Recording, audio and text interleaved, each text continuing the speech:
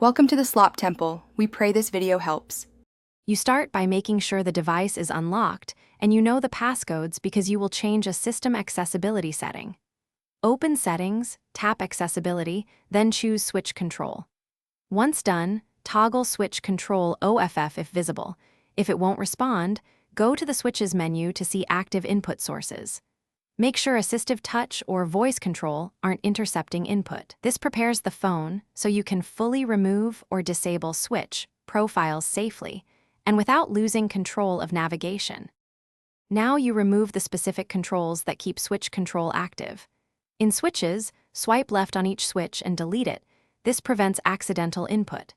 Next, go to Recipes and either disable the recipe or delete it so no custom mapping remains.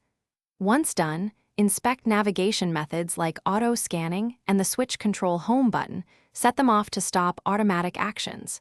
If you use an external device, unpair it in Bluetooth to prevent reconnection and inadvertent triggering of switch control.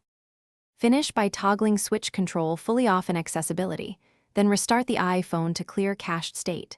If the setting won't turn off, try Settings General Reset All Settings. This keeps data but returns system options to defaults, which usually clears a stuck accessibility feature. Make sure to re-enter Wi-Fi and Bluetooth passwords after reset. If problems persist or a hardware device keeps re-enabling it, contact Apple support. They can check account profiles, device management, or hardware issues that keep switch control active. Thanks for watching. Consider subscribing if we helped you.